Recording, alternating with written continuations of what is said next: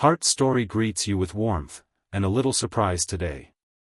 In the quiet town of Maple Ridge, where nothing much ever happened, something no one could explain took place on a sleepy Monday morning. But it all started a week before, with a man, a broken fence, and no witnesses. Jacob Turner, 67, had lived on Chestnut Street for over 30 years. Widowed, retired, and known for fixing things that didn't belong to him, mailboxes, porch lights, garden gates, he had become a quiet fixture of the neighborhood. People appreciated him, sure, but they rarely said much. Then came the storm. A strong wind knocked over the fence next door, splitting 2 panels clean off. Jacob saw it the next morning, nodded to himself, and without a word, got to work. He bought wood from the local hardware store, measured carefully, and restored it in 2 days. No one asked. No one expected. And yet, 7 days later, something strange happened. A drumbeat echoed down his street. Jacob stepped onto his porch, confused. It was barely 8 a.m., yet the air buzzed with movement. Neighbors were gathered on their lawns, whispering, phones in hand.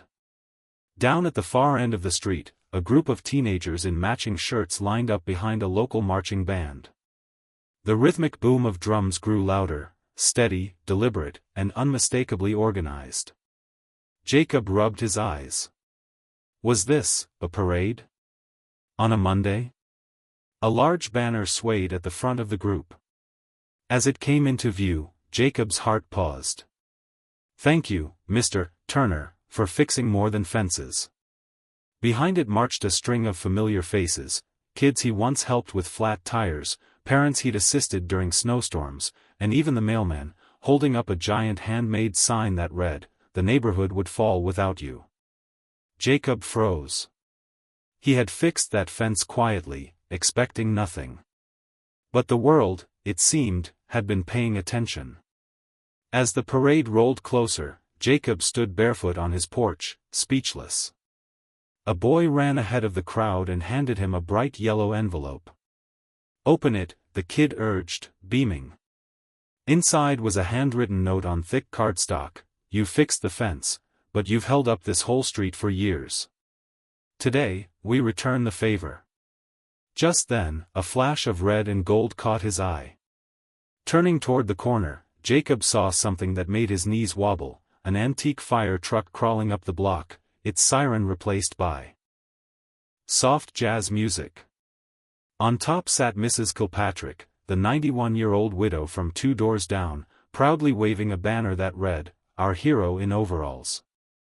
Jacob blinked, half laughing, half stunned. A parade, for him? Behind the fire truck, a float of neighborhood kids passed, holding wooden planks and paintbrushes. On the side, the words, "You fixed our fences. Let us paint yours." Kindness, it seemed, had come full circle, with confetti. Jacob stepped off the porch slowly, the envelope still clutched in his hand. The parade had paused directly in front of his house. A folding chair had been placed at the center of the street, draped with a simple cloth sign, "Reserved for Mr. Turner." A teenager he barely recognized, Tommy from the corner house, gestured eagerly. "Come on, sir. You're the guest of honor." Bewildered but moved, Jacob walked over and sat down as cheers erupted. Someone handed him a paper crown, handmade, glittering with stickers that read, "Fixer, Neighbor, Legend." He chuckled despite himself. Across the crowd, he spotted Mr. and Mrs. Albright, whom he once helped shovel out after a snowstorm. He saw Gloria, whose sink he repaired last summer. Each face carried the same quiet message: you mattered more than you knew. And then came the moment he never saw coming. Someone stepped up to a microphone and said, "We'd like to share a few words about the man who patched more than fences." The speaker was a woman in her 30s, Rachel, the single mom who lived 3 houses down. She held the microphone with trembling hands, her young son clinging shyly to her side. "Last winter," she began, "our heater broke. I didn't have the money to fix it right away. I didn't even tell anyone. But somehow, Mr. Turner noticed. One morning, he knocked on the door with a toolbox and said, "Just checking if the wind's sneaking in." By evening, our house was warm again. She paused, voice cracking. He never asked for thanks. He just showed up, like he always does, for everyone. Jacob looked down, suddenly shy beneath the weight of so much attention. He had never seen these acts as special. Behind Rachel, a young man stepped forward with a guitar. "I wrote a little something, if that's okay," he said. "For the man who taught us how to hold things, and people, together." And just like that, the street grew quiet again. The young man strummed a simple, heartfelt melody. His voice was unpolished but sincere, and the lyrics told a familiar story. He never asked, he just arrived. With steady hands and knowing eyes. A porch light fixed, a tire aired. A neighbor's need, he always cared. As the song continued, people around Jacob swayed gently, some with tears, others with soft smiles. Even the children, usually restless, sat quietly cross-legged on the pavement, absorbing every word. Jacob lowered his head. He had never imagined anyone noticing, much less remembering. These were things he did in passing, like breathing, natural, automatic, unspoken. When the final chord rang out, the crowd erupted in applause, not loud and frenzied, but full of something deeper, gratitude. The young man approached Jacob and handed him the lyrics, folded neatly. "I've been meaning to thank you for years," he said. "Now I finally have." And with that, Jacob realized, he hadn't just built fences, he'd built bridges. As the applause faded, a small figure emerged from the crowd, a boy no older than 10, carrying an old bicycle with a crooked wheel. His name was Mason, and Jacob recognized him instantly. A few years ago, Mason had shown up at Jacob's gate, crying because he couldn't ride with the other kids. Jacob had spent the afternoon fixing that bent rim, even painting the frame bright red with leftover spray from his shed. Now, Mason wheeled the bike forward, still red, still shining, and said, "I kept it just like you made it." He reached into his pocket and handed Jacob a crumpled drawing, a stick figure man with gray hair, a toolbox, and the words, "Thank you for helping me fly." Jacob's throat tightened. He took the picture with both hands, his voice caught somewhere behind his heart. Sometimes, the smallest act, just an hour with a wrench, could stay with someone for years. And today, those years had come riding back home. As Mason returned to the crowd, another voice called out, this time, from the back. A tall man in his early 30s stepped forward, carrying something wrapped in cloth. "Mr. Turner," he began, "you probably don't remember me. I'm Aaron, used to mow lawns on the weekends." Jacob squinted, then smiled. "The kid who always forgot his gloves?" Aaron laughed. "That's me. And the one you taught how to rebuild a busted wristwatch." He unwrapped the cloth, revealing a vintage pocket watch, restored and gleaming. "You gave me this to fix when I was 15. Told me I had steady hands. That stuck with me." He held up a lanyard from his neck. It read, "Senior Mechanical Engineer, Brighton Labs." "I fix things for a living now," Aaron said, voice tight with emotion. "Because one neighbor gave me his time, literally, and believed I could do more than mow grass." Jacob stared at the watch, then at Aaron. For once, he was utterly speechless. Before Jacob could respond, a small group stepped forward carrying an oversized whiteboard. On it were pinned dozens of index cards, each written in different handwriting, some neat, others rushed, many from children. At the top, in big red letters, it read, "Things Mr. Turner fixed that weren't broken." He read them slowly. "He waited with me until my mom got home. He told me my drawing was good when I was going to throw it away. He waved every morning, even when I pretended not to see him. He asked if I was okay, and meant it." Jacob's eyes welled. He had fixed broken fences, yes, but it seemed he'd also repaired confidence, loneliness, and the quiet cracks people carried inside. As he stood there, the wind gently rustling the cards, he whispered, almost to himself, "I never knew it showed." Behind him, someone murmured, "It always showed. We just waited for the right way to tell you." Just when Jacob thought the surprises were over, the crowd parted once more. From behind a row of folding chairs came the mayor of Maple Ridge, dressed not in formal attire, but in jeans and a local baseball cap. She stepped up to the microphone with a grin. "I've given keys to the city and plaques to CEOs. But I've never given a proclamation for a fence, until today." Laughter rippled through the crowd. Then she held up an official-looking document, sealed with gold foil. "Whereas Jacob Turner has, without salary, spotlight, or complaint, mended more than boards and bolts, he's mended spirits, upheld dignity, and kept our street stitched together." The mayor smiled warmly. "We hereby declare the first Saturday of September as Mr. Turner Day in Maple Ridge." Gasps and cheers exploded. Jacob's mouth dropped. His name, on a day? He gripped the porch railing to steady himself, stunned not by the honor, but by how deeply they had noticed. As the applause faded, a woman in her 60s stepped forward holding a basket of apples and a well-worn recipe card. Jacob recognized her immediately, Mrs. Delgado, who had once lived alone across the street before moving in with her daughter. She approached him gently, voice thick with memory. "Do you remember the year my oven broke 2 days before Thanksgiving?" Jacob chuckled. "You let me climb through your kitchen window to fix the pilot light." She laughed, wiping her eyes. "And then stayed to eat pie with me because you knew I didn't have anyone else that year." She handed him the recipe card. "That was your favorite, remember? Apple cinnamon with extra nutmeg. I've saved it all this time, and today, I finally made it again." Jacob accepted the card with both hands, holding it like something fragile and sacred.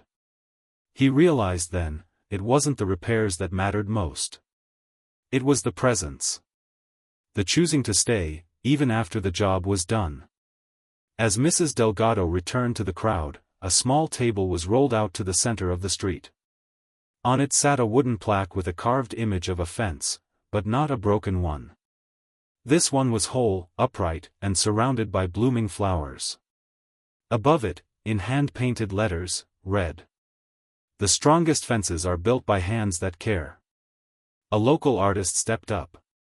"This is for your front yard, Mr. Turner. But it's not just about that one fence. It's about all the things you held up, quietly, steadily, for years." Jacob approached, his fingers grazing the smooth wood. The carving was detailed, so much so that he could swear he saw the same knot in the grain as the one he repaired by hand. He looked up, overwhelmed. "I didn't do anything special," he whispered. Carter, the mailman, replied from the edge of the crowd, "Exactly. That's what made it so special." And just like that, the simple became unforgettable. Later that afternoon, long after the banners were folded and the drums had quieted, Jacob sat alone on his porch with a slice of apple pie and the recipe card in his lap. The sun dipped low, casting golden light across the quiet street that, just hours ago, had been overflowing with laughter and cheers. He rocked gently in his chair, unsure what to feel: pride? Gratitude? Disbelief? He settled on wonder. Then, from the far end of the block, came the rumble of a wagon. A group of kids pulled it slowly, filled with paint cans, brushes, and wooden boards. The leader, a girl no older than 11, stepped forward. "Mr. Turner," she said, "you fixed our fence last week. Now it's our turn." They surrounded his front yard, pulling on gloves, opening cans, humming tunes. No one told them what to do, they just showed up. Jacob leaned forward, eyes wet, heart full. The ripple had come back around, carrying color. The kids worked with cheerful determination, splashing soft blues and warm creams onto Jacob's old fence, each stroke an echo of the kindness he had long given without fanfare. Parents joined in, bringing lemonade and cookies, some kneeling beside their children, others just watching with quiet smiles. Someone brought a Bluetooth speaker, and soon light music drifted over the neighborhood. Jacob didn't move from his porch, he couldn't. He just sat there, stunned, watching his quiet world come alive through brushes, laughter, and paint-speckled hands. Then he noticed something that made his chest tighten, a small sign being planted into the ground near the corner post. It read, "This fence was fixed by a neighbor. This beauty was built by his ripple." He reached for his cap and pulled it over his eyes, but not fast enough to hide the tears. Because for all the things he had ever mended, today reminded him of the one thing he never expected to receive, his neighborhood's heart. As the sun began to set, the last strokes of paint dried under the warm glow of evening. The once worn fence now stood proudly in shades of soft sky blue, lined with white trim and dotted with hand-painted flowers from the children. Jacob stepped down from the porch, drawn toward the sign the kids had planted. He knelt beside it, running his fingers over the words carved with care. Then, with a quiet smile, he pulled something from his back pocket, a folded piece of sandpaper. "Mind if I add one last touch?" he asked. The children watched curiously as he gently smoothed the wooden post near the gate. With his pocket knife, he etched something small but permanent, "Jacob T., neighbor first." One of the boys whispered, "Is that your signature?" Jacob nodded. "Not for the fence, for the life I've lived on this block." And as the stars blinked on overhead, the fence no longer marked a boundary, it marked a legacy. The next morning, Jacob awoke to a knock on his door, not the eager fists of children or the applause of neighbors, but a firm, steady knock that reminded him of something older. When he opened the door, two men in crisp uniforms stood on his porch. One held a folder, the other, a small velvet box.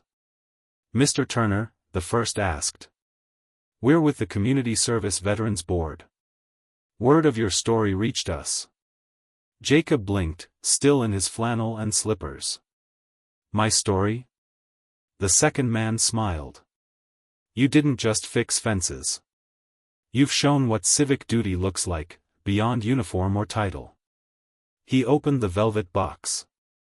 Inside was a bronze medallion engraved with Jacob's name and the words, "For service without expectation." Jacob stepped back, stunned. I'm no hero." "You are," the man replied. "Just the quiet kind."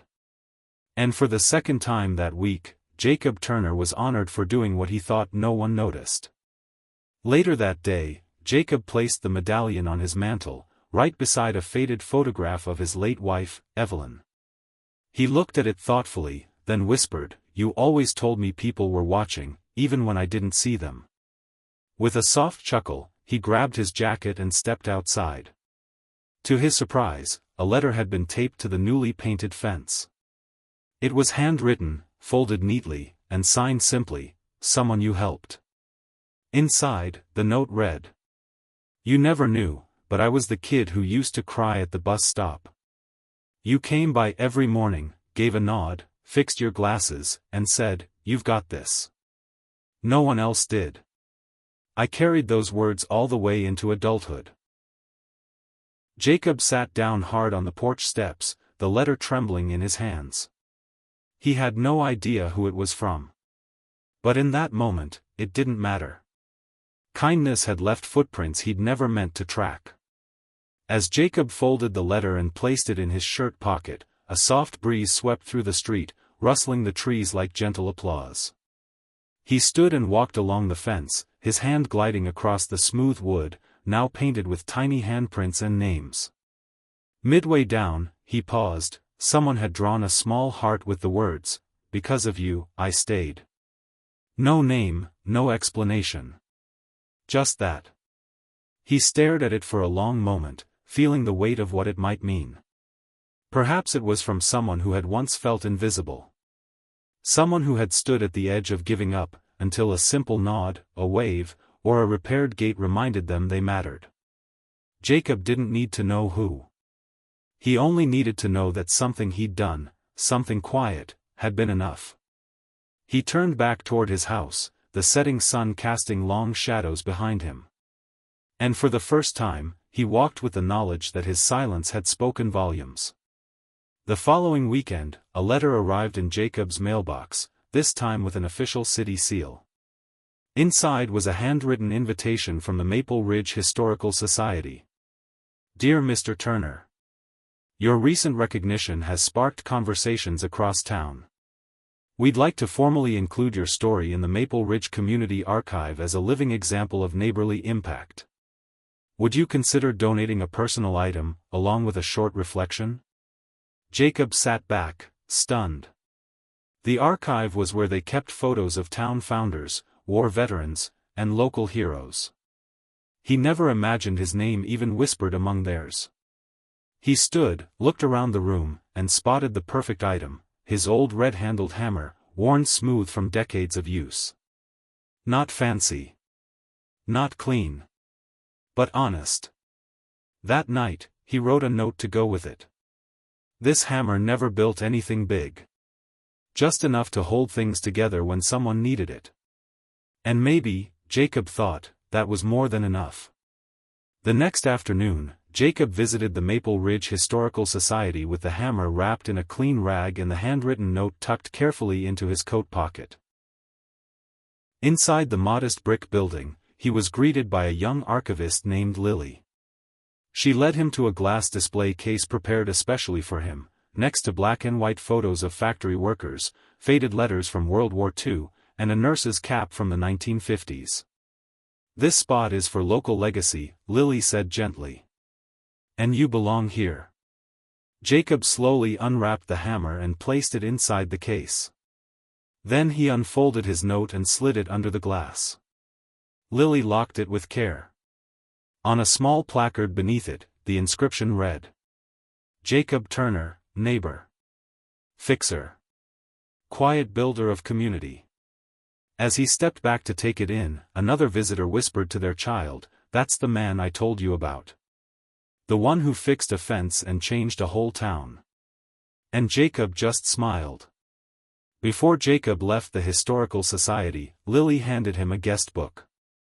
We've had visitors leave notes for you, she said softly. People wanted to say more. He opened the book, flipping past pages of elegant cursive and crayon drawings alike. One read, You fixed my grandmother's porch light in 1999. She never forgot. Another, Your kindness helped me believe good people still exist. Then one simple line stopped him cold, You showed me what kind of man I want to become. His hands trembled slightly as he closed the book. All his life, Jacob had believed that greatness came from big actions, loud voices, and polished speeches. But here, in these ink-stained pages, was proof that quiet things, a repaired latch, a shared pie, a ride to the store, had built something greater than he ever imagined. As he walked out the door, he didn't feel like a hero. He felt like a neighbor. And in Maple Ridge, that meant everything. On the morning of the newly declared Mr. Turner Day, Jacob awoke to find his porch decorated with small flags, paper hearts, and a banner that simply read, You showed us how. He stepped outside in his usual flannel shirt and work boots, only to be greeted by the smell of pancakes and the sound of laughter drifting from lawn chairs along the block. Neighbors had brought out griddles, juice, folding tables, turning Chestnut Street into a full-blown community breakfast. Someone handed him a steaming mug of coffee and pointed to a small stage at the end of the road. There, a group of children were rehearsing something. A girl with a clipboard called out, Places, everyone. Mr. Turner's here. As the kids scrambled into position, Jacob shook his head, amazed. He had started the week fixing a fence. Now, the street was fixing something else entirely, how people see each other, care for each other. And kindness, once again, was center stage. The children took their places, some holding handmade props, tiny fences made from popsicle sticks, paintbrushes, and cardboard tool belts. Then music began to play softly, a light, hopeful tune on acoustic guitar. One by one, the children stepped forward to deliver lines they had written themselves. You fixed the fence, but also the day I was sad. You helped my dad when his car broke. You waved to me every morning, and it made me feel brave. The crowd clapped gently after each voice. Jacob wiped his eyes, overwhelmed by the purity of their words. He had never meant to be a role model, only useful. Then the youngest child, a boy no older than 6, walked up and handed Jacob a small wooden heart with the word, "Still," carved into it. Confused, Jacob asked softly, "Still?" The boy smiled. "Because you still matter. You always will." In that moment, Jacob realized, he hadn't just changed a neighborhood. He'd helped it remember itself. As the performance ended, the crowd rose in a standing ovation, not the loud, hurried kind, but the long, heartfelt kind that stretches across generations. Jacob stood, unsure whether to wave, speak, or simply let the moment wash over him. But before he could move, Carter the mailman stepped forward holding a small frame. "We thought you might want to hang this near your front door," he said. Inside was a photo taken just days earlier, Jacob sitting on his porch, surrounded by laughing children, paint cans, and a half-finished fence. Beneath it were the words. One man. One hammer. Countless lives touched. Jacob's voice caught in his throat. He looked out over the faces gathered, old and young, familiar and new, and felt something shift deep within. Because fences don't just mark property, they mark belonging. And a life well lived doesn't shout. It simply shows up, again and again. So if you're ever wondering whether small kindness matters, look at this street. It started with one.